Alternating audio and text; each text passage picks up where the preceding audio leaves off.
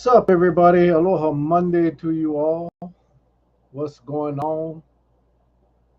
What's going on? Don't worry, Charlie is coming on. He's in traffic right now. He is in traffic, making his way home from work. Should be on in about 5 or so minutes. How you guys doing? What's up, Nathan? Brian on YouTube, baby. On YouTube. I love it. Love it. Hope you guys having a great week so far, guys. Man, what's going on in this world, guys? I gotta tell you, well, it was just a shocking time for so many people across the world. This whole Russia Ukraine invasion is incredible. It's man, prayers go out to all those Ukrainians fighting for their lives right now. Unbelievable, unbelievable, man. Just this generation is going to be exposed to so many things, pandemics, wars. Uh, who knows where this Russia invasion is going to go? Hang on. Gotta get my job. Had to get some coffee tonight, man. Had to get some coffee tonight.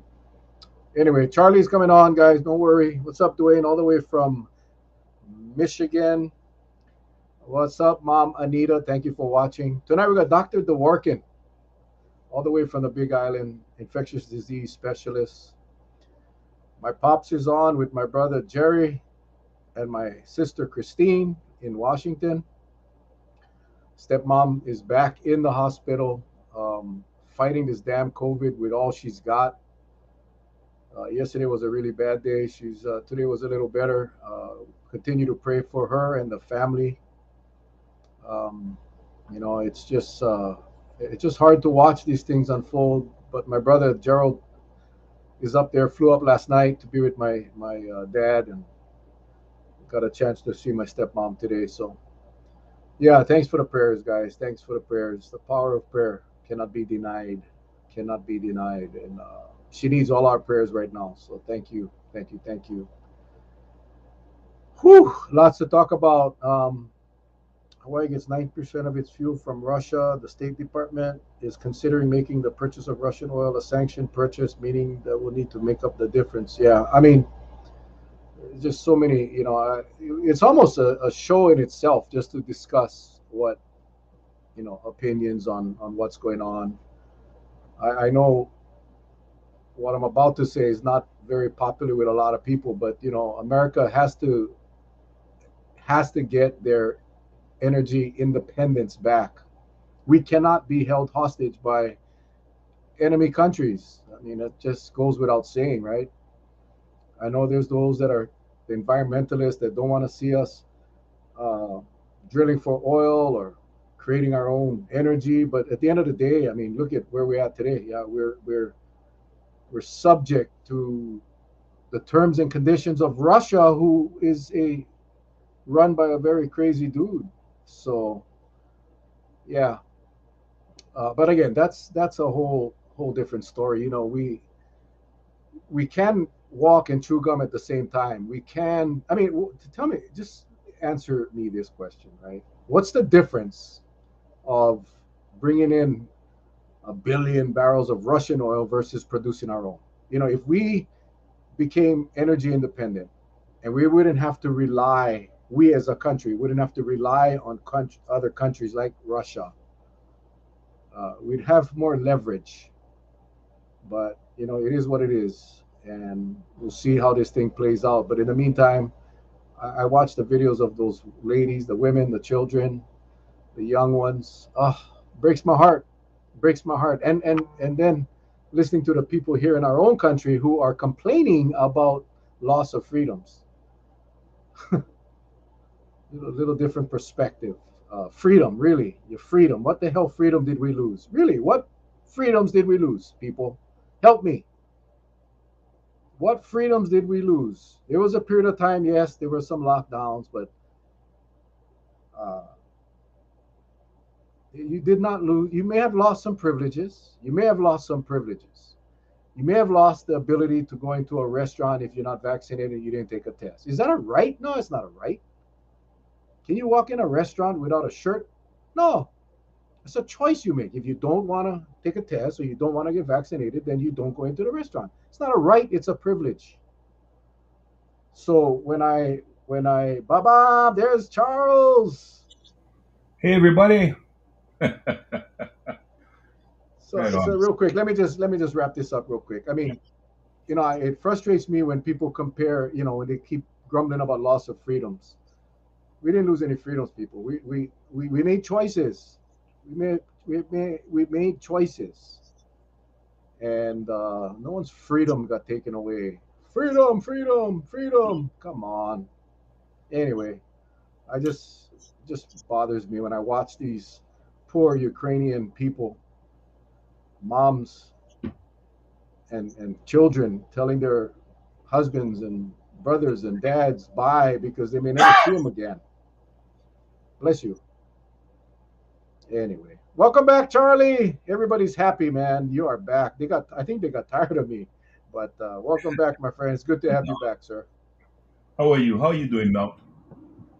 Doing all right, man. Doing all right. I know a lot of people are asking about my stepmom. You go up, look for my dad's post.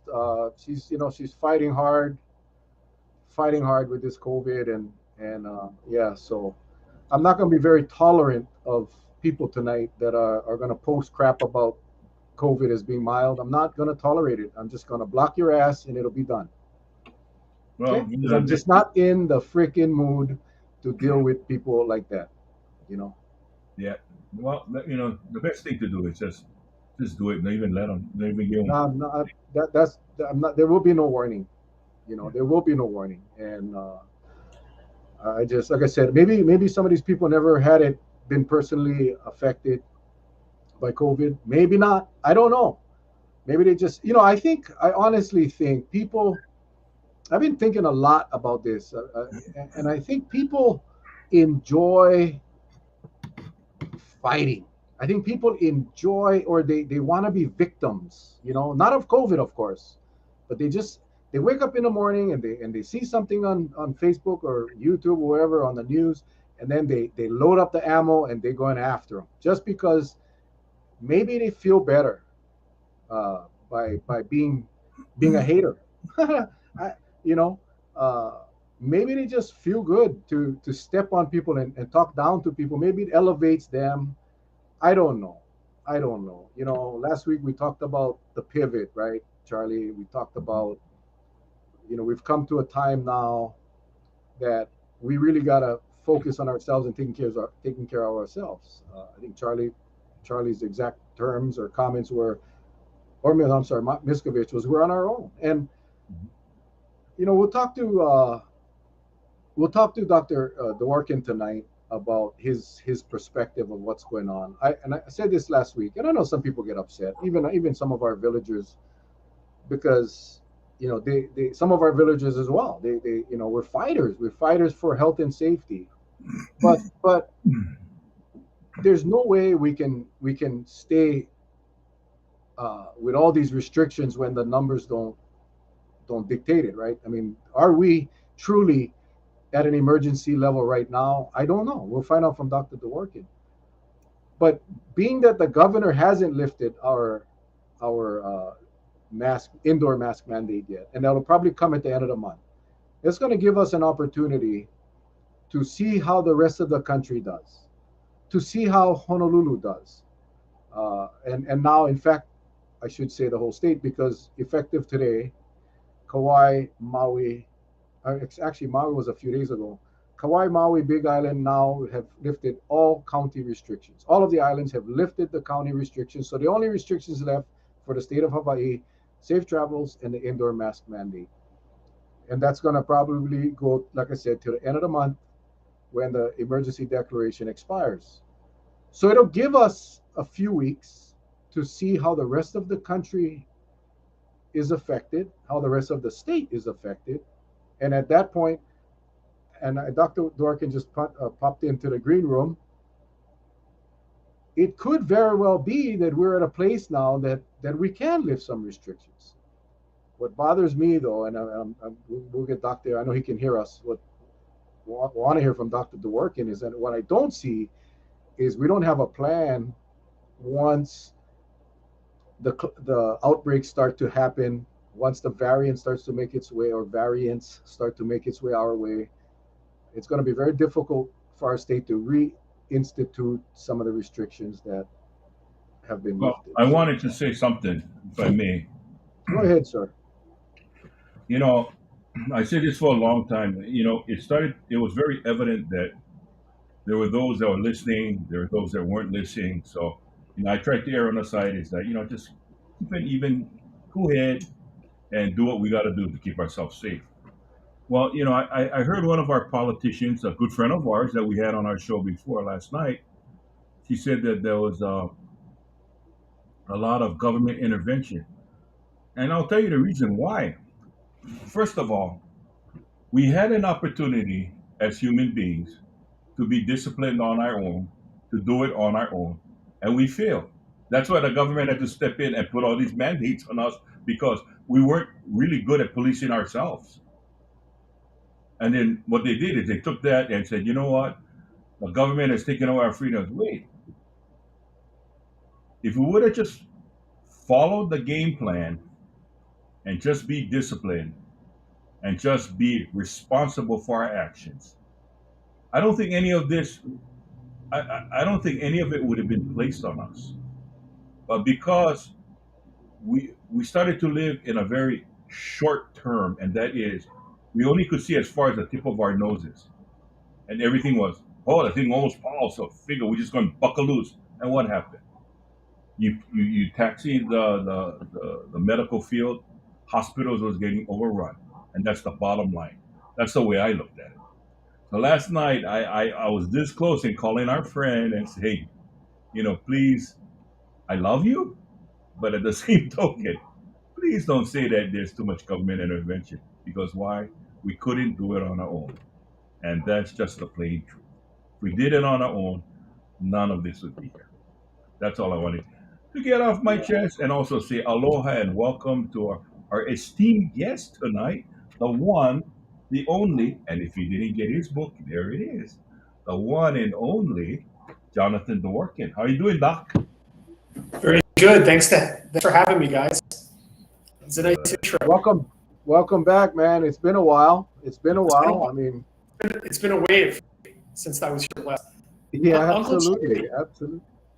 I was there. Yeah, I remember that back in 2020. What you were just saying was so good because, when we did our initial Honolulu reopening, I was on the county advisory committee while that was going on, and it was a train wreck. The way things opened up, and it was like people had been inside for like 2 months during that first wave, and it was just out of control very quickly once we started opening up, and it became clear that we needed to have a system, we needed to have rules, there needed to be some predictability to it because everyone didn't see it the same way, right? And some people were being very conscientious, and some people, were spreading conspiracy theories around and doing whatever the heck they wanted, and it just didn't work. And you saw that with the wave in 2020, the summer wave in 2020, which really overwhelmed Honolulu and was one of the worst for us. So I just wanted to throw that in. And I know firsthand how difficult that was. And when we finally settled on a tier system in Honolulu, it wasn't perfect. And I would never say that it should have been unchangeable or something like that. But the one really good benefit that it had was it kind of depoliticized the whole thing a little bit. Okay, this is where we're at. Here's our threat. Here's what we do, right? Okay, threat level goes up, so then these things become not allowed. Threat level goes down, these things become allowed. It was a data-driven process. It wasn't perfect. But it wasn't just people should have been doing whatever the heck they wanted and everything's being decided by the latest opinion poll, which wasn't a good way to run things, right? People forget how successful that was because we kind of abandoned it after the vaccine became available, but it got us a few months of predictability where we were able to case counts, at least under some level of control. Got it being everybody seeing each other every day about everything. Yeah, I think the predictability, and I think as we are in this lull, this period that the numbers have seemed to quiet down a little bit. I mean, our hospitals are still full. with non-COVID patients as well as COVID patients. But now is the time where we should be, our leaders should be setting up, whether it's a tier system or at least a response plan once we see the signs of trouble coming in. I pray that they don't lift, and I know they will, but I'm praying that they don't lift what I call the unsafe travels program. I'm hoping that we can keep Hawaii safe simply by testing everyone that comes in. It's not a very rough inconvenience. I mean, it may be for some, but it's not going to impact travel. But it's going to at least allow us to breathe and not have to deal with another variant coming in. My concern is this, Doc, and you know this because you've seen this happen several times already, is our response is completely reactionary. By the time we decide to do something, the variant is here. It's already in community spread mode, and then it gets out of control real quick. And that is my fear. That is my only fear. I'm actually comfortable with starting to ease the restrictions, providing people can be safe. But if we're not gonna do anything to stop any potential influx of new COVID, then it's just counterproductive. Derek, you were able to get an op-ed into Star Advertiser. I can't even remember when it was. I think it was December. And I remember the sort of grudging acceptance that we got when we pitched that. It was nobody was enthused about a couple of doctors calling for restrictions for a new variant. We're calling for border entry, but they did run it, and almost immediately the wave was on us. It was ignored. Nobody did anything. The border was basically wide open, and we got stopped so fast. And I think the last time I was on was right at the beginning of that wave. And, just to give you an idea of what happened, perspective during that wave, it was the fastest uptick in cases of any wave. Obviously the variant got in immediately, like no delay at all, right? And that had consequences because the monoclonal antibody, which was the main antiviral therapy that we were relying on for high-risk people to keep them out of the hospital, the one we had for Delta wave didn't work on Omicron. So we had to basically chuck all the Regeneron, which was that drug. And then we had to bring in this new drug, Sotrovimab. And I'm basically trying to re-engineer the engine on the plane while the plane's losing altitude, right? And if we had even an extra week or 2 weeks, it would have made a big difference. We got swamped with cases so fast. We had hundreds of cases on the island, like the first week it hit. And we had 6 doses, guys, for this drug. I felt like I was at the the Alamo or something, And we went down to the ER, and I was joking around, like, what do we do with these drugs? I said, well, we got 6 doses. We got to fire 6 shots. Pick the 6 best patients and use it. So we used it, and then we had to wait a couple of weeks really to get a significant resupply. Right. And in the meantime, you saw what happened with the case numbers. There were thousands of cases a day in the state. Right. So there was essentially no antiviral therapy. Right. So that should never happen again. OK. Now, fortunately, we caught a little bit of a break because the variant was intrinsically less severe. And we also had enough community immunity, mostly through vaccination, but also through some natural infection from the prior waves, that it wasn't as hard as it could have been. And just to give you some idea of what it was like, we on our peak day during the Omicron wave at Queens North, here in Waimea, we had about a third of our beds COVID, and during Delta it was about half on the peak day. So it was not quite as many hospital beds as during Delta, despite the fact that the case numbers were a lot higher. Punchbowl peaked at about 150 beds occupied with COVID patients, which was about the same as they were during Delta, right? But qualitatively, it was a little bit different. There were definitely more people with COVID rather than from COVID. And that may sound like a little middling distinction, but it was not subtle on the ground.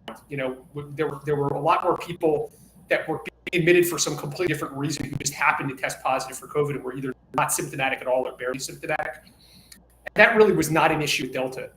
People came in with COVID during the Delta wave. They were sick as hell with pneumonia.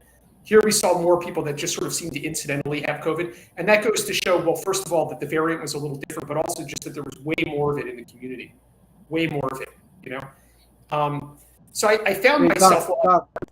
Doc, I sorry to interrupt. I'm getting a lot of, apparently your signal is weak, and I'm getting comments that they're having a hard time understanding you. I'm going to ask you to step out, to leave and then come back in, and hopefully that'll fix it. Sure. Okay. Now let me ask our viewers. Can you guys hear me and Charlie? Charlie, can you say a few words, Charlie? Hi. Can everyone hear me? Okay. Can you guys hear us okay now? Yeah. I hear he was not breaking up at all. It's saying reception bad. Oh, we're fine. Okay. Thanks, Laurel. Okay. So it is the doc. He's in up country, Big Island. His Wi-Fi signal is pretty weak, unfortunately. Hopefully by him going out and coming back on, it'll be good.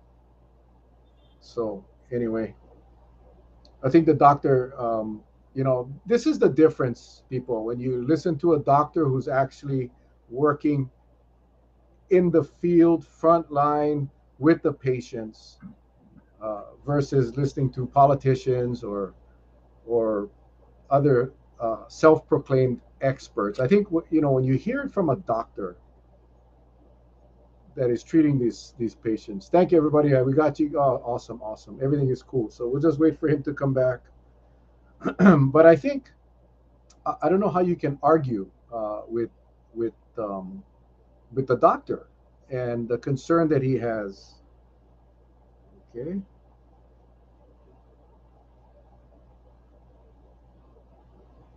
Okay, I can see he's full strength now. You guys got me? Oh, I got you. Oh no, your thing just dropped. I'm not sure what's good. The Wi-Fi signal is very weak, but can you guys hear me? We'll try. Yeah, I can hear you perfectly fine, but I'm listening to you through my AirPods and not through the phone. I don't know what's going on, man. The code he gets from the Wi-Fi. I don't know what happens here. Okay, well, you can try and continue. I'm so sorry for interrupting you, but it's saying it's okay. A little laggy. But I don't know what people miss. I was just trying to say that qualitatively, the wave was a little bit different, and it really did feel different as an inpatient doc. That the people coming in that clearly didn't have a reason to be there, had anything to do with COVID, who happened to test positive, but there were still a few groups of people that were getting real legit sick, and I found myself paying very close attention because it was behaving differently and it did seem somewhat more mild. So who's still getting really sick? And the reason why I care about this is because I think it may relate to some of the other stuff you guys want to talk about. Like, where does it make sense to focus our attention, and what kinds of things do we need to do so that we don't have more deaths? So I found that if you were like middle age or older and unvaccinated, and especially if you're overweight, we still get sick as hell from COVID. We still had the same, bad pneumonia cases coming, just like during Delta. Maybe not quite as many, but that was unchanged for Omicron, right? And there were still people out there who were kind of heavy-set, middle-aged older guys or women who were unvaccinated, who just came in so damn sick with bad pneumonia. That was what I thought of as sort of the classic COVID. And then the other groups, there were two. The other group that I spent a lot of time worrying about were people who were immune compromised and vaccinated. And when I say immune compromised, I don't mean like I've got asthma and I take like a steroid inhaler. I mean like seriously immune compromised. These were cancer patients, people with leukemia, lymphoma, people who were really trying our best to keep alive and support the reverse diagnosis, and who we have some real prospect of success, but they got COVID during that wave. They were in big trouble. They came in with pneumonia, right? And then the third group was also a vaccinated group, but like real elderly, frail elderly, often with bad cardiovascular disease, bad heart disease or kidney disease or something like that. And if they were old and frail, even though they were vaccinated, they could get sick. They didn't have pneumonia. the vaccine was protecting them against pneumonia, but maybe they came in with a heart attack or a stroke, and that was, could be life-ending, right? So there were these populations that were vulnerable, even though they were vaccinated, and they're not a majority or even really close to a majority, but they're a significant portion of the community that I really have to focus on, like laser beam light. And that's what a lot of my efforts were as we were heading out of the wave. And then there's that unvaccinated group that just like keeps coming in with pneumonia, and I don't know what to do at this point. The people really dug their heels in. So, but that's what we're seeing, and I think it's relevant because we now have tools, especially for those vaccinated people that are vulnerable, to help them either preventative treatments or early treatments to help keep them out of the hospital. And that's the kind of infrastructure we're trying to stand up very aggressively at North. We know there's going to be another wave, right? Hey, Doc, let me ask you this. Recently, the CDC made its recommendation that, again, that's been the talk for the last 2 days, right? Relaxing because the community numbers has gone into a downward spiral. Okay, and I get that, and that's good news. I mean, it shows that something's working, right? Yet, what I find hard is, and they don't talk about the introduction of the virus into the communities, i.e., travelers coming to the state of Hawaii, i.e., being packed in a plane that flies for 4 to 6 hours, i.e., once they get on the ground, boom, we get positive cases. They don't even address that. And yet, is the CDC really banking on the fact that we have more people that are protected, therefore the spread is impossible? I mean, we've got people spreading this virus and they're fully vaccinated. So there's so much of this information going around. I think that's why a lot of people out there are just skeptical of what's happening. And that's why, the show has always been, hey, we bring you the information, whether you take it or not, it's up to you. But I think we've been kind of knocking on correct doors for some time now, just because of what doctors like yourself has introduced and told us what to watch for. So do you think that the CDC, by the statement they recently made, they're doing more of an injustice than justice? What's your take on that? Yeah, I think one of the questions that's kind of behind that, and a couple of people vocalized this to me privately, is, if we back off, are we ever go back up again? Or is this sort of a one-way street? So if we need to adjust course in a more restrictive direction, are we ever going to do it? Or are we just basically surrendering and letting the virus run rampant? And I think that's a legit concern. I have that concern. The contrary concern is if we don't ever back off, even when transmission is low, will people just tune us out and ignore the recommendations, right? And I can tell you, as the guy who takes care of the people who come in really sick at the hospital, I'm taking care of a lot of people who are not following recommendations. These are people who are having lapses in gathering size or in mask wearing. So there's a concern that if you put restrictions in place and you leave them indefinitely, and you don't have any criteria to toggle, maybe people just tune you out. And I think that's a concern. How do I feel about it personally? This is just me speaking personally. I'm not telling anybody else how to feel. Both my kids are in schools right now that have relaxed restrictions, not in a big way, in a very incremental way, and both communicated very well and said, hey, we're going to ratchet these back up in a hurry if we have to, but this is what we're doing now. And I'm not worried. I didn't spend any minute of sleep over that, And I think the key for me is that there's a knob that you can adjust, right? And that it be data driven. Because I don't trust anybody's feelings, including my own feelings. I know I have biases, right? And my own biases would certainly be probably more conservative than the CDC. But what I think they got right was to make it a metric-driven process, right? So if you get into the details of what they said, for example, the first thing that they look at is the amount of transmission in the community. And if the amount of transmission in the community is above a certain point, you're already in the medium or high risk. If it's below that certain point, then you look at healthcare utilization, and they have a couple different metrics for healthcare utilization. And then if the healthcare utilization is high, even if your transmission is relatively low, you're in the medium to high risk. So there's a sort of tier. It's kind of their version of a tier. I think what I like about it is that they didn't just get rid of transmission altogether. A lot of people were advising them, oh, just throw out case numbers. Case numbers don't matter. All we care about is the hospital. It was smart that they didn't do that, because it matters if there's a ton of cases spinning around, right? You want to know that. That's not irrelevant. So they kept that in there. They also used healthcare utilization. Do I like their cutoff? Not really. I think their actual metric for transmission, if you plug it into Hawaii, it's something like 400 cases a day. I would like that to be a little lower. To me, 400 cases a day sounds like a lot. But I like that it's fundamentally metrics driven. And I like that if it goes down, you can go down with your interventions. And if it goes up, you can go up with your interventions. I think the alternative is that we end up on that one-way street where we just have politicians throwing out restrictions without any plan to turn them back on. And that's probably what we're going to get, right, Charlie? They're just going to throw it out. And then when the case numbers go back up, they're going to say, well, we're not going to turn anything back on, right? So I would like to hold their feet to the fire and say, sure, pick this metric. If you don't like the CDC metric, make it a little tighter for Hawaii. I think it should be a little tighter for Hawaii. But then hold their feet to the fire to turn the knob back up. That's appropriate. But then the contrary side is we have to be willing to chill out a little bit when the numbers are down.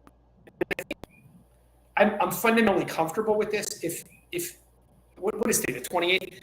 If you go back, the very first post I on Facebook, guys, was the date in 2020 about pandemics. So it's 2 years. And in that very first post, I said, I was raising alarm bells, and I was saying, I think we need to be really worried about this. I think we need to make drastic intervention. And then I held myself accountable. I said, what would change my mind? What would make me relax? And I said, if the virus was behaving in a way that made it much less deadly, I would feel a bit differently about this. So I think, are we there yet? Not entirely. I think this virus is still threatening, but I think it's also clearly less deadly than it was 2 years ago. So I'm okay with a metrics-based approach to these non-pharmaceutical interventions. And I want to see people held accountable for turning them back again when the time is appropriate. And I don't think we have to adopt the CDC thing. We never have to do it exactly the way the CDC says to do it. You know, I think in Hawaii, given our healthcare capacity issues, a lower level of transmission would be appropriate. I think their formula is okay. I'm okay with the way they set it up. Yeah, my concern was that you cannot paint this COVID response plan with a broad brush, because Hawaii is not like any other state in the country, just because of the reasons you stated, that the healthcare capacity is different. And the history and the culture is different. Yeah, we have a history of importing diseases here and killing vulnerable populations, and that's relevant to who we are. And we should be trying to control it better than other places control it. We also have the ability to control it than other places. So I don't think we should, try to become Arizona or Florida or something. But I think using being guided. I think I can't remember who our guest was that said, I think it was Dr. Tim Brown, or said, there's so many other states that are so jealous of Hawaii because we can control what comes in. We have total control of our border. And we have not taken the opportunities that we can take to make sure, or at least limit significantly the number of new virus coming in. And we chose not to do that, Doc. We chose not to do that. And that inaction created a lot of opportunities for that virus to spread here. I really don't care what the state says. That is the reality. If we had just tightened up Dr. Brilliant, that's right, it was Dr. Larry Brilliant, that we had that unique opportunity where we could control our borders, and we didn't do it. And because of that, a lot of people got sick and a lot of people died. Yeah. And that's unfortunate. I don't know where we go from here with safe travels. I anticipate them lifting safe travels at the end of the month. That's what I predict. And I think that's going to create some major problems for our state. And I hope I'm wrong. What are your thoughts on that, Doc, as far as the safe travels program? I mean, I think as it exists now, it's provided some modest benefit in terms of keeping out patients. I probably most of that benefit was before we had a highly transmissible strain. At this point, I'm not sure how well it helped with Omicron. It didn't seem to keep Omicron out at all, did it? And I think what I like going forward is a plan in place for the state. And some of us are working on this. I'm working on this with a group of wonderful people that are part of the Kauai Coalition that's been active pandemic stuff since the very beginning. Chet Taniguchi's group and Lee Altenberg's guys. And we're trying to put together a document for pandemic preparedness going forward. One of the things I got a chance to take a glimpse at is California's version of this. And one of the big differences between our version and California's version, I suspect, will be this emphasis on post-mortem testing. We have to have that capacity going forward, whether we're talking about another COVID wave or whether we're talking about a completely new virus. To come out of this pandemic and not have the capacity locally to produce tests that are useful to the state at scale would be a complete disaster. And nobody should get elected governor of the state without having to answer questions about how they plan to stand that up. I mean, regardless of what you feel about SAFE, even if you think it was a complete and total success, there's still no reason not to have this capacity in the state. It should exist in the state. And then a future governor should be able to take advantage of it for any emerging pathogen, right? So I think having that ability to test at scale locally is the key to solving that problem. And then border control doesn't put a decision about whether or not to lock down travel or allow uncontested viral spread. In a future pandemic, what you would want to see ideally is implement a 14-day post-arrival quarantine for the first few weeks while they figure it out. But then they stand up the local testing capacity quickly. And then you have a pre-travel and a post-travel, and you don't have it be such a painful issue that divides people the way it has. So that's what I would like to see I wouldn't even say long term. I would like to see that in the short to medium term. I think we do that. But someone has to articulate that as a priority. That is what we're hoping for. We are hoping that someone in authority will be held accountable, because I think I understand the whole objective to open up the state and keep the economy going, but I don't know of too many experts that have come out and said that they do not expect another surge to come up, another spike. And I'm just concerned that if we're not prepared for that, then we'll just be, we'll be right back. We'll be right back where we were a year ago. And I don't want to see that. Guys, I apologize. I'm not sure what it is, but apparently the audio is, that's what I was trying to listen to. So it's coming in for some reason, Doc, your connection is creating some issues. I think your Wi-Fi, or I'm not sure if you can get closer to your router or speak closer. I could try to. Can you guys hear me now? I can hear you in my ears perfect, but when I went to listen on my phone on the Facebook feed, and our good friend Dwayne is watching on the YouTube feed, and it's he's having the same issue. So lots of audio breakup. Yeah, it's just yours. So I'm not sure what the heck is the problem. I think the connection. I can go out and come back in again. My Wi-Fi seems to be working. Yeah, I'm showing you at your Wi-Fi 70% signal, so it's orange. I mean, yeah, it's orange. It's not green, and I think that's probably the issue. Okay. Yeah, you want to try go out and come back in again? Sure. Thanks. Sorry about that. Sorry, everybody. Well, I wanted to also say that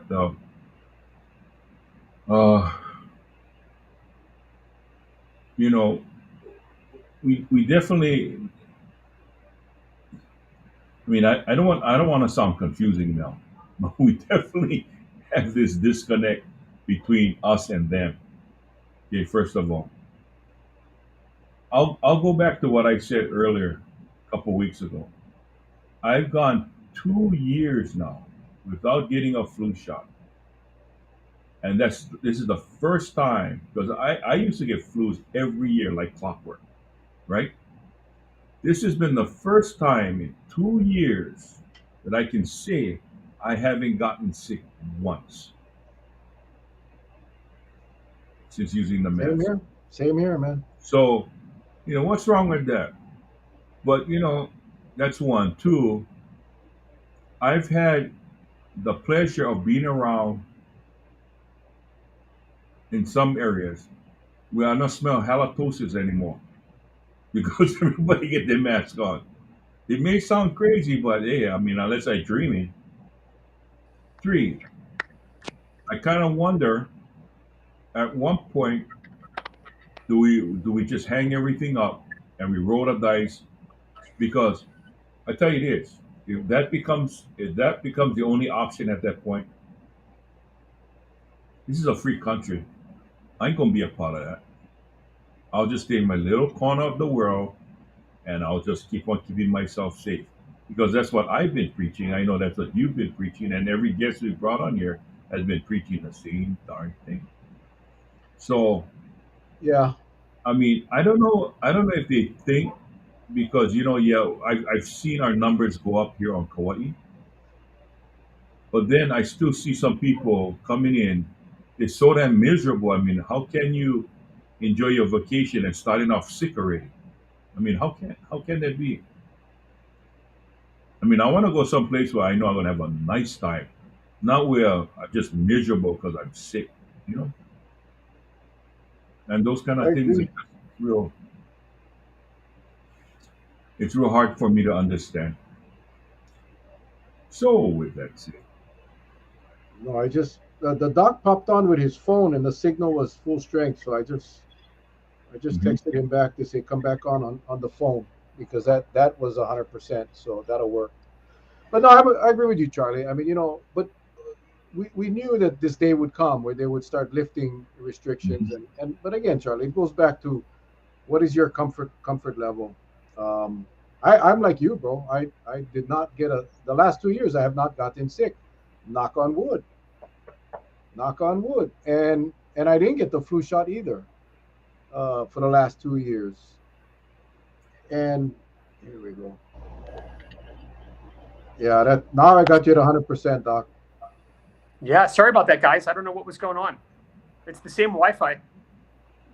Yeah, I'm not sure. Well, now your screen is oh, it back to red. Oh my gosh. Um, But how does he sound? How do I sound with the camera off? I'm showing you it with full strength, so okay, it's way better, way better. All right, I guess I'll just be invisible. Okay, perfect. Everybody's saying perfect now. Son of a gun. We really wanted to see your handsome face, though. It's okay. I appreciate Anyway, that. he is on. He is on, guys. Dr. Dworkin is on. You just cannot see him. Um, so thank you, Doc, and apologize. Yeah, you sound a lot better now. So let's start from the beginning. No, I'm just kidding. Just kidding. We're talking about going forward, though, now, Doc. Today, Kauai announced, Big Island announced, Maui announced a couple of days ago.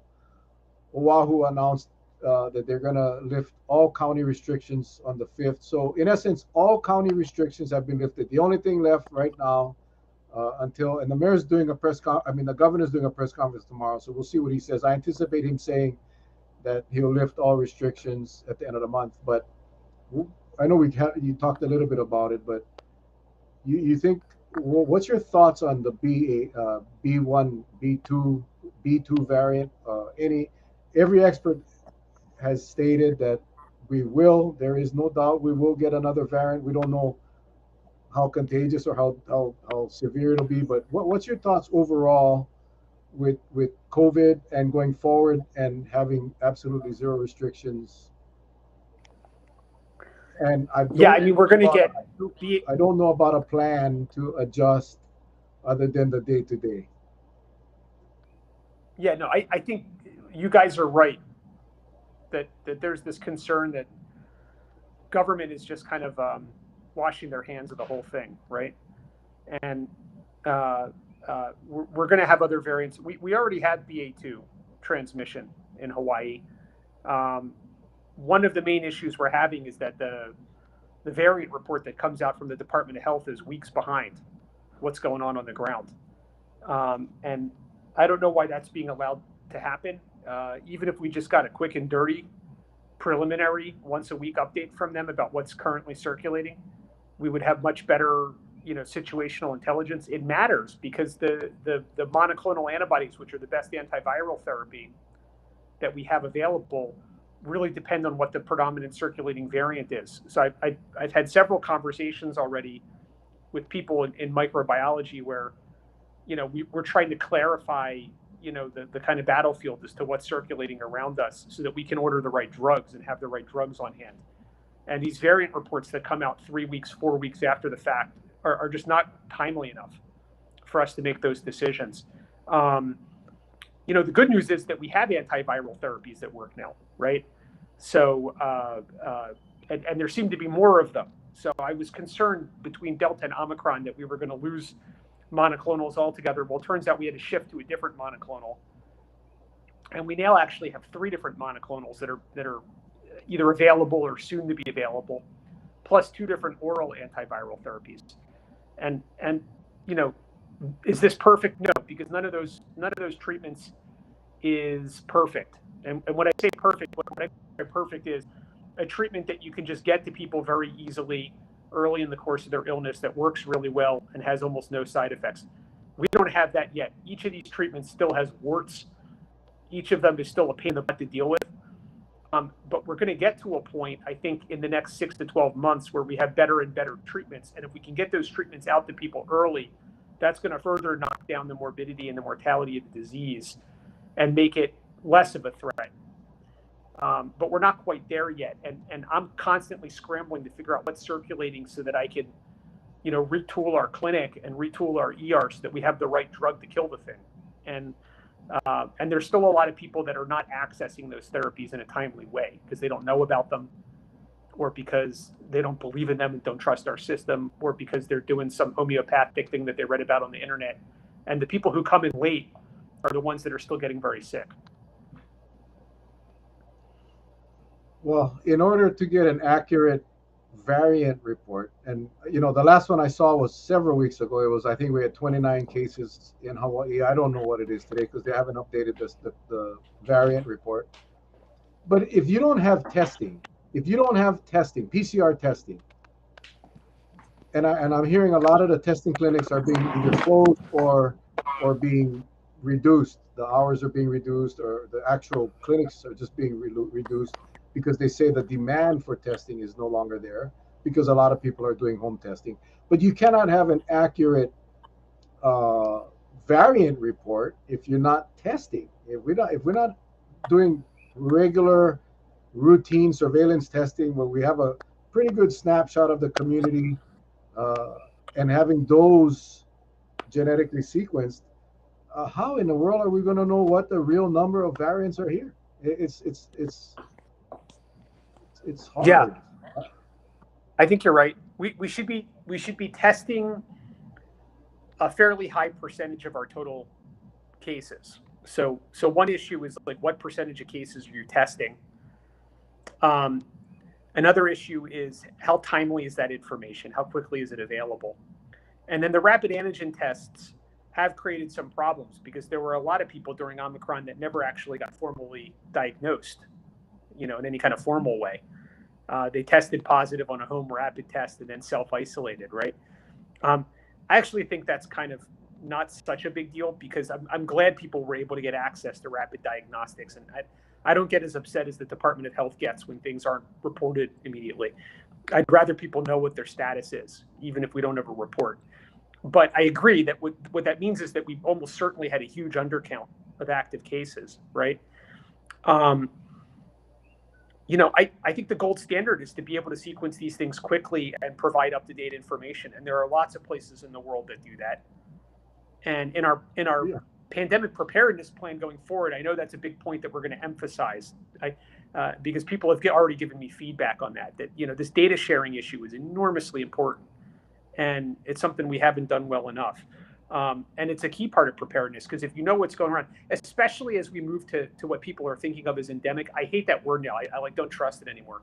And if I hear any politicians in the next few days shout about how we should all be so happy because we're endemic, I'm going to pull my hair out, and what's left of it anyway. But I think, if as we transition to more of a balance with the thing, it becomes even more important to have an up-to-date, real-life picture of what's circulating, what it's likely to be sensitive to, what it's likely to be resistant to.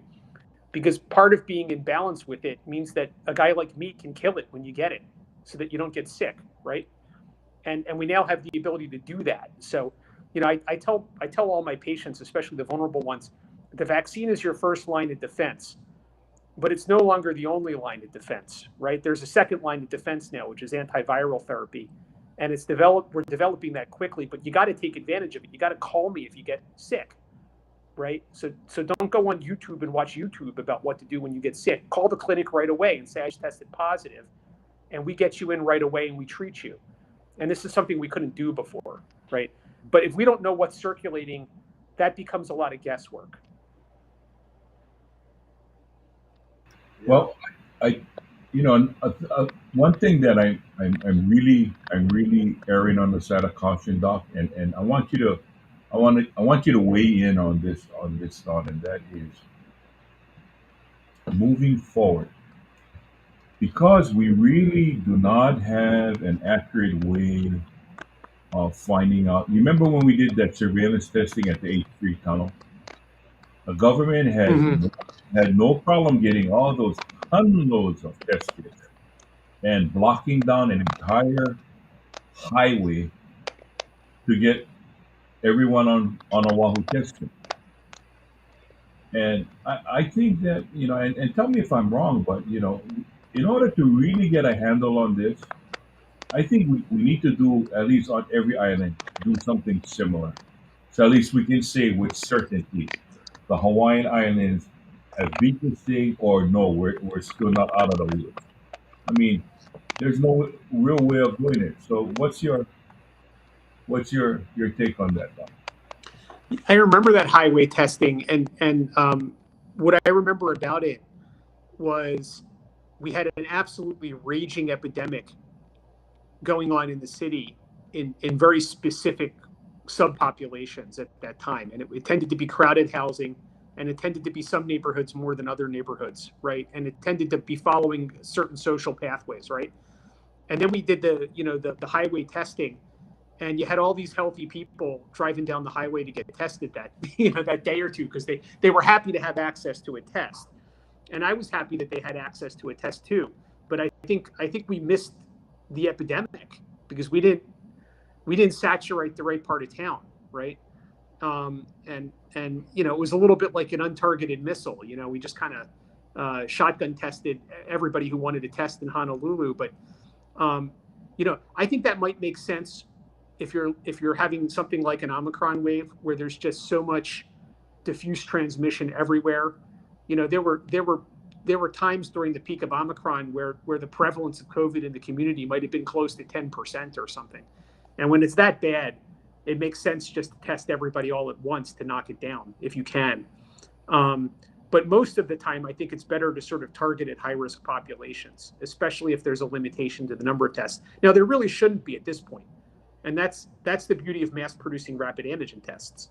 Because if you mass-produce rapid antigen tests, and you have to let go of the data collecting a little bit when you do this, you could come up with a plan that says something like, we want to have everybody on the island rapid antigen tested. We're going to do all of Kauai on Tuesday and then again on Friday or something like that. And then if you test positive, we want you to do A, B, and C. And then we confirm it with a PCR test, right? And that way you get that data into the system. And if people cooperate with that, that's a good way, I think, to knock down transmission. I don't think the yield of that would be particularly high like right now. But I think going forward, that's exactly the kind of thing that you want to be able to do, particularly when cases begin surging up again, or when we have a new variant that's introduced. Those are kind of key skills, right? Yeah, I always wondered, why aren't we following up with the rapid antigen, especially those that have symptoms? I get calls or messages quite often from people that tested positive on the rapid antigen, actually they were symptomatic, called Department of Health, and Department of Health was not even interested in having them do a PCR. So they stay at home. They're uncounted. We don't know if it's a variant or if it's Omicron or if it's Delta. We don't know. We won't know. And no one really cares. It's like if your symptoms are mild, just stay home, isolate, take Tylenol, and we're not. And then it also brings me up to the next point of this long COVID situation that I think we're not preparing ourselves for. So all of these people, even they have milder symptoms of COVID, we don't know what's going to happen to them 5, 6, 7 months from now. But I don't know how difficult it would have been for symptomatic rapid antigen positives to be required to, or at least be asked to come in and do a PCR and get those genetically sequenced so we can determine exactly what it is. It just Yeah. doesn't. Like you said, other countries are doing it, and they're doing it quickly. They're getting their genetic sequencing done rapidly, and we don't. There's no real concern. Yeah. There's a number of those types of capacities that I would like to see. I would like to see much faster gene sequencing, genetic sequencing of the variants. The ability to culture virus is important too, right? And I don't think there may be one facility in Hawaii that does that, but when we're talking about contagiousness, we're using PCR testing or we're using rapid antigen testing as a proxy for contagiousness, but neither of those is a proxy for contagiousness, right? And what we're really interested in is, can you transmit after day 5 or after day 10? So having an ability to actually culture virus, we don't need to do that on everybody, of course, but we could better target our isolation suggestions if we had that ability, and if we could tie that into things like PCR and sequencing. So these are like infrastructure capacity things that I think you guys are getting at, where we're still short. So the question is, why are we still short? And what do we want to do about that going forward? The whole debate over long COVID is an interesting one too. I've been wrestling with this myself because, I've taken care of a lot of COVID patients, and I hear this word long COVID or post-COVID syndrome, I think is what the CDC calls it. And I'm not seeing like one distinct clinical disease here. What I'm seeing is there are people who get really severe COVID and they're not better 4 weeks after they have really severe COVID. So technically that's long COVID, right? Because I think the definition is essentially, there's a waste bucket of symptoms, which include shortness of breath. And if you have it 4 weeks after your diagnosis, you fall into this bucket. But, if you come into the hospital with bad pneumonia and you're on a ventilator and you're in respiratory failure, well, of course you're going to have symptoms 4 weeks later. You just suffered like an acute organ injury, right? I don't think that's quite the same thing as you had a mild case of COVID, recovered, and then you're having chronic symptoms afterwards. That's more of a true post-infectious syndrome in my mind. And I think part of my own confusion is a lot of this stuff is getting thrown together, and they're probably different diseases. There was I don't know if you guys noticed it or if anybody else talked about it, but there was a big study that came out of the VA that was published in Science, looking at COVID survivors. And these were people who got COVID pre-vaccine, and they looked at cardiovascular complications. And pretty much every cardiovascular complication that they looked at was markedly increased in these people a year later, right? And the sicker they were when they had their initial COVID, the worse their cardiovascular complications were. It was like a negative cycle, right? So we're probably looking at a big burden of cardiovascular disease coming out of this pandemic, particularly in people who got really sick and who survived. So is that long COVID? Well, I bet a lot of those symptoms are going to be classified as long COVID symptoms. But the other way to look at it is that they've got cardiovascular disease now as a result of having uncontrolled inflammation during their viral infection.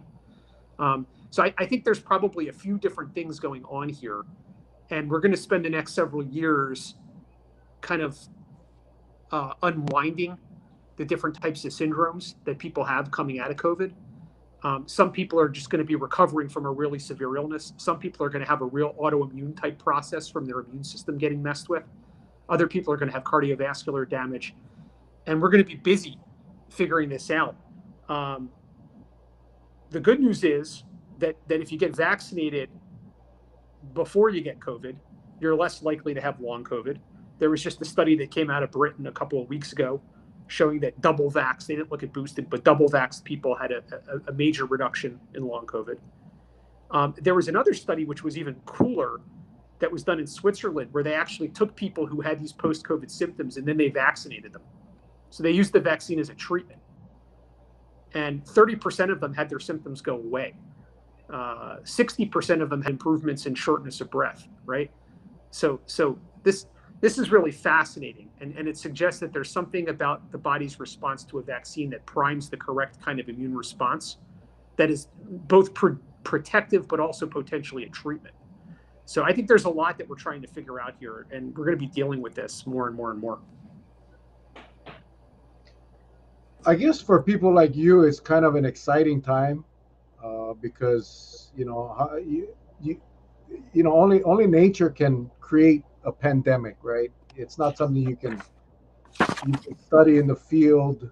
You can do it in laboratories, but this is really an ongoing study for all of our epidemiologists, infectious disease people, and as every day that goes by, we get more data from different studies that we can actually at some point figure out exactly, is it damage from your original infection, or is it, like you said, post-infectious syndrome? Just so much to learn. And yeah, I don't know that I'm like the most interested in that stuff. I'm happy to be moving on to other things if we can. I felt interested but also terrified at the very beginning, and now, like everybody else, I'm a little bit burned out by everything.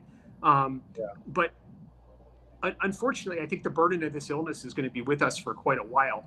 And I can say, one other thing about long COVID, what I've personally not seen, and I want to be careful because that's anecdote, and I trust data more than anecdote.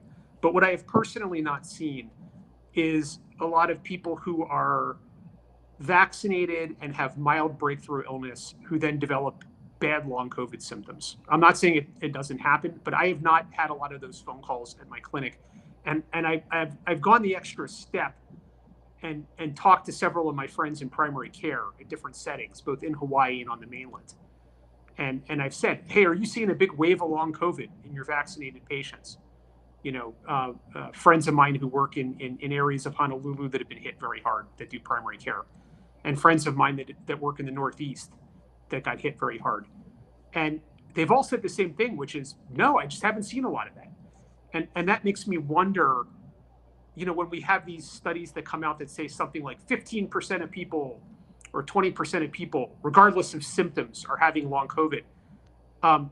What is exactly going on there? And is there confirmation bias that's being introduced in some of these studies? In other words, if you call people up and you start asking them about symptoms, sometimes they'll endorse things.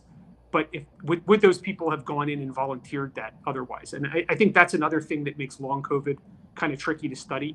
I have no doubt at all that it's a real syndrome and that some people are suffering from it. There's post-infectious syndromes that have been described for a number of other infections. That's why I think it's real. It's not like this is unique to COVID, right? We've had, I've seen post-infectious syndromes with gastrointestinal viruses. I've seen post-infectious syndromes with Lyme disease. I've seen post-infectious syndromes with other forms of pneumonia. So I absolutely believe it's real. But one thing all those post-infectious disease syndromes have in common is that they're a pain in the butt to study. And they're a pain in the butt to get people to agree on exactly what counts and what doesn't. And how do you ascertain whether or not somebody's symptom is from that versus from something else? It's tricky. And what you see a lot more of, and what's a lot more obvious, is that people who get really sick from COVID have persistent symptoms that last a long time that are disabling. You know, and that's a good reason not to get a severe case of COVID.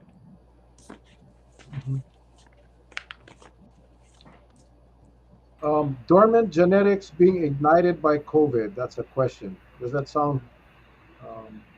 And I'm sorry, guys. I know a lot of questions. This thing scrolls so quick. Can dormant autoimmune predisposition be ignited by the COVID infection? I think that was the question. Yeah, that's a good question. In one of the long COVID studies, that came out a couple of months ago, they tried to look at what were risk factors for people to report symptoms more than 4 weeks after recovering.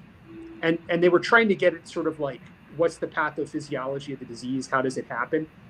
And one of the risk factors appeared to be if you have autoantibodies in your body. In other words, if you're already producing antibodies that cross-react against your own tissues. And we have commercially available tests where we can look for these autoantibodies because they're used by rheumatologists for a whole number of autoimmune diseases like lupus and other autoimmune diseases. So if you have the presence of some of these autoantibodies, you're more likely to be reporting long COVID syndrome later, or symptoms consistent with long COVID syndrome. So that does appear to be relevant. Another thing that appeared to be relevant was if you had SARS-CoV-2 virus in your blood, which would indicate a more proliferating, severe, high viral load kind of infection. That also seemed to be associated with symptoms. And then the weird one, which I still haven't been able to wrap my head around, was if you're EBV reactivated. So if you're mono, which is, Epstein-Barr virus that you got when you were a kid, reactivated while you were having COVID, that seemed to predict that you would have more symptoms later on. I don't know what the heck to do with that, because reactivation of EBV has been noted for decades with other infections. When people get sick, they get EBV reactivation. But it appears to also be something that happens with COVID. So there's a whole lot, to figure out there. And I have no doubt that some people are more genetically predisposed to react badly to the virus in a way that gives them some of these symptoms later. That would be intuitive.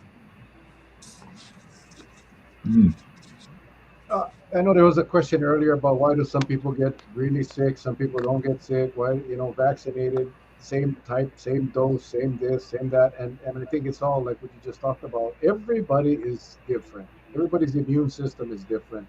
Everybody responds or reacts to virus or infections differently. And it's just so hard to figure out. There is a question. Please ask the doctor if he has seen anyone get COVID twice in a 30-day to 6-week span of time. We've had a couple of patients that have tested positive and then seem to get better symptomatically and maybe even test negative and then come back and test positive again. And whenever that happens, it gets everyone real excited. And the question is, well, did they ever clear the virus in the first place? Or did you just have a false negative test in between? And in order to sort that out, I think, to sort it out perfectly, you'd have to genotype more, right? And as we've already discussed, our capacity for genotyping is not really adequate. But that's one situation in which you might want to genotype because, there's a couple of possibilities there. One is that it's exactly the same virus and they never cleared it. In which case, well, okay, what happened there? Why didn't they clear it? Some people seem to not clear. And it seems to be more common if you're immune compromised in some way. And those people need special attention because that's probably one way that viral evolution happens, right? The other possibility is that there's a new variant and their previous infection did not confer protection against the new variant. So there was a lot of interest with that, with BA1 and BA2. And there was a big paper that came out looking at BA2 infections. And it turns out, if you had Delta, you could get reinfected pretty easily with either BA1 or BA2. So natural infection with Delta does not really protect you particularly well against either BA1 or BA2. Whereas BA1 infection was reasonably good at protecting you against BA2. There were some true reinfections, but not a whole lot. And they tended to be mild clinically. So that's good news. People who were vaccinated and had breakthrough infections, or people who were naturally infected and then got a vaccine, in other words, people who had hybrid immunity, seemed to be the best protected. And that also makes sense because you're getting, the benefit of the vaccine overlaid on top of the theoretical benefit of a natural infection, which is that your immune system sees more of the virus. Doc, I know it's 8 o'clock. I just want to ask one last question from Dwayne. Please explain COVID in blood tests. I've been told yes and no. What's the truth? For COVID in blood tests, so the commercially available blood tests that I'm aware of for COVID are antibody tests, and there's two different antibody tests. There's an antibody against the nucleocapsid protein of COVID, which, if that's positive, that indicates that you've been infected, because the vaccine is a vaccine that codes for spike protein, not nucleocapsid protein. So people who have only been vaccinated will have an anti-spike antibody in their blood, but they won't have an anti-nucleocapsid antibody in their blood. So we can test for both of those. We can test for spike antibodies and we can test for nucleocapsid antibodies. And if you're positive for both, it means you've been naturally infected. If you're positive just for the spike, it means you've been vaccinated, most likely. And the next question is always, well, how do I know if my level is adequate to protect me for spike antibody? And there's no agreed upon cutoff, and the different labs do it in different ways. So the result is that the CDC has not been very positive on checking antibody levels for people, at least outside research settings. I don't totally agree with that. I have found it useful on a few occasions. And I think I've discussed this with you guys previously when I was here. We've had, internal data from Queens going back to 2020 now on antibody levels. And we have a big bell curve that we can look at for how hundreds of different staff members, have tested after vaccination. So we can get a rough idea as to whether or not somebody's responded to the vaccine. If you're immunocompromised and you've had 2 shots or 3 shots and your antibody level is 0, well, that's relevant information for me. That means that you're not responding to the vaccine. And I'm going to look at, giving you a monoclonal antibody for prophylaxis. One of the monoclonal antibodies is for prophylaxis to help keep you safe. I'm also going to, make sure that we get you in right away if you get sick for antiviral therapy, right? Versus, you think you might be immunosuppressed and we check an antibody level and it's off the chart high. I can just reassure you that you responded to the vaccine, right? So I have found it useful selectively. I don't do it on everybody, and I don't think it's appropriate to do it on everybody. But in an individual circumstance, it can be helpful information. Wow. Well, that was a quick hour, and apologize again for the technical issues. I think the last run was a good one. I think everybody was able to hear you loud and clear. Any closing thoughts for our viewers as we head into some easing up of restrictions, and what are your suggestions for the do's and the don'ts as we go forward, Doc? Yeah. Well, I have a few thoughts on that. One is that we should have some confidence that the vaccines work. If you're up to date with your vaccination and you're not highly immune suppressed, you should have some confidence that works. I've seen that on the ground time and time again. You should also have a plan if you get sick, a way of accessing medical care. And this should be increasingly available on all the islands. We're doing our best to make it available here. But there's that second line of defense, which is early antiviral therapy, right? And I want people to be able to access that and recognize that they don't have to suffer at home, especially if they're high risk. We're not going to give people drugs if they don't need them. But if someone's high risk, our criteria are pretty easy to get into therapy, and we want to use the therapy. We're dying to use this stuff. So people should understand that and be sophisticated and advocate for themselves and advocate for their family members. The other thing is that masking still works, and we didn't talk a whole lot about that today, but there was a big MMWR study that came out in January where they looked at N95 masks and they looked at surgical masks, and people who were wearing N95 masks, it was over 80% reduction in the chance of getting infected, and with the surgical mask, I think it was something like 65%, right? So we know that if you put the mask on and you use the mask properly, that it's highly effective in preventing you from getting infected. And honestly, I didn't even need that MMWR study, guys, because I've been walking into COVID rooms for 2 years now, and I'm wearing a well-fitted N95 mask. I'm practically bathing in the virus. I've never gotten sick. I look around at my colleagues who are wearing the masks properly. They've never gotten sick. When do we get sick? We see people get sick when we take the masks off and we have lunch together. that's when it's spreading, right? So people should be aware of those situations that are more high risk, and then decide for themselves. Okay, am I okay with this? If I'm not okay with this, I'm gonna be smart, get myself out of this situation, right? And I think, knowing that the mask works, this is an important point. It doesn't necessarily mean that a policy requiring everybody wear masks permanently works. Those are two different things, right? And what works for me as an individual doesn't necessarily work if I try to force somebody to do it who doesn't want to do it. And I think that's where we have to be a little bit more sophisticated. I want people to use masks, and in terms of mandating masks, I want that to be an option when transmission goes up. But I'm comfortable with doing it in a metrics-based way, and we've got to hold people accountable. That when there is another variant and when the cases go up, they don't ignore that and just pretend that nothing's going on. So that's sort of more of a policy point. But my point to my patients is you can wear a mask and you can protect yourself with a very, very, very high chance of success. And then if you are exposed or you are infected, there are things that we can do that can keep you out of trouble. So this is not 2020, and you should have some confidence going forward. That's the challenge, with the masking. I'm concerned about the masking in schools as we move forward, as cases start to uptick. But we'll see. We'll see what the policymakers do as we go forward. Again, like you said, we got to hold them accountable. We plan to do that here on the show, and I'm sure our villagers are going to do the same. Charles. Well, again, it's always a pleasure having the one, the only, Dr. Jonathan Dworkin. He brings straight, straight answers and thought-provoking matters to the forefront. And it's up to us whether we want to listen or not. I did want to leave our villagers with one thought, and that is,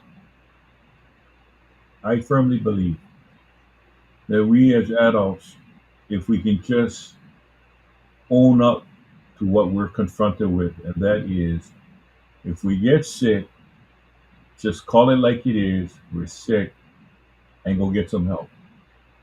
Don't try to be Hercules, and in the meantime, spread whatever you have to others and get them sick. And that's when this chain reaction starts over and over again. We've seen it too many times. So it's not like this is something I'm making up. I'm just reiterating what we have gone through. And I think, that needs to stop. And the thing is, when we can be honest with ourselves, like the great doctor says, if we just be honest with ourselves and just get the truth out, like they say, the truth will set you free. You'll get help, and at least everyone knows that, hey, you were sick, but you did the right thing. Because I think too many times, and I'm just going by what I think, there's no scientific proof of it, but you can see sick people around you. If people are getting sick and we don't know how they're getting sick, it's almost like saying, well, I'm going to take a trip to Vegas. And isn't it ironic that everyone that I've known that got to Vegas recently all came back with the virus? And for the life of me, I don't want to ask where, what hotel they stayed at, what they did, whether they was wearing a mask or not. At least I know one thing: they're responsible enough to own up to it. They went to get tested, they came back positive, and they quarantined. That's the best thing anybody can ask. Okay? Don't go mingling around, make as if you don't have it, because you still could be a threat to others. So with that said, I love you all. Thank you, and thank you for having me back there, Mel. I'm so glad to be back. Have a good evening, everyone. Back to you, Mel. Thanks for having you back. Yeah, it's You're the heart of the show, Charlie. Yeah, it's the Mel and Charlie show, man. And now the people think, well, Mel must have not let him come on. And not only now, no. No, no, no. I'm sorry. No, I'm glad to be here. I should say that. And to one of our villagers out there, she really wants to know what's behind that smile and smirk. I'll let you know on the next show what I'm thinking. Charlie gets to read all the comments as you know. I gotta check everybody's level. This is so he checks all the comments. He gets the fun job of laughing at some of your comments. I do see some of yours, and some of them are quite funny in a good way. Doc, thank you so much. For those of you that want to get the Plague Doctors is Dr. Dworkin's book. It's an amazing roadmap. It's his I don't know how what do you say your chronology of COVID from beginning to I guess to Delta, but it's a well written book. It's an awesome book. He talks about the village in his book several times. Plague Doctors, you can find it at Watermark Publishing. It's there on the screen. Watermark Publishing, or you can just Google the Plague It's on Doctors. Amazon now, and I think it might even be a little cheaper on Amazon. I'm not sure how that Oh, happened. really? Yeah. Okay, there you go. Forget what I said. Go to Amazon and Google or search for the Plague Doctors. Check it out, guys. It's an awesome, awesome book. Easy read, fun read. I know some of our villagers have actually read it multiple times. But I just thank you again, Doc. Enjoy having you on, as always. And Charlie, it's great to have you back. There's a lot of crackling going on. I think I don't know if it's Charlie opening up a Snickers bar or chomping on some pine nuts or what, but appreciate you guys again. Doc, thank you. Villagers, appreciate you guys' patience with us tonight. We'll see you guys back on Wednesday night. Um, guys, stay safe. God bless. Pray for Ukraine. Pray for my stepmom, please. We love her. And just, Doc, my stepmom was one of those that actually got COVID. She was really bad. Because of lack of beds, they sent her home. She ended up back in the hospital, sent to a rehab facility, and the other night they had to rush her back to the hospital. She's having some major issues, and she's one that tested positive again after her initial run. We don't know if it's the same infection, but that's one to watch. So again, thank you for your prayers. Continue to pray. She needs our prayers, guys. She's fighting for her life right now. Thank you, Dad. Love you. Love you all. Stay safe. God bless. We'll see you guys.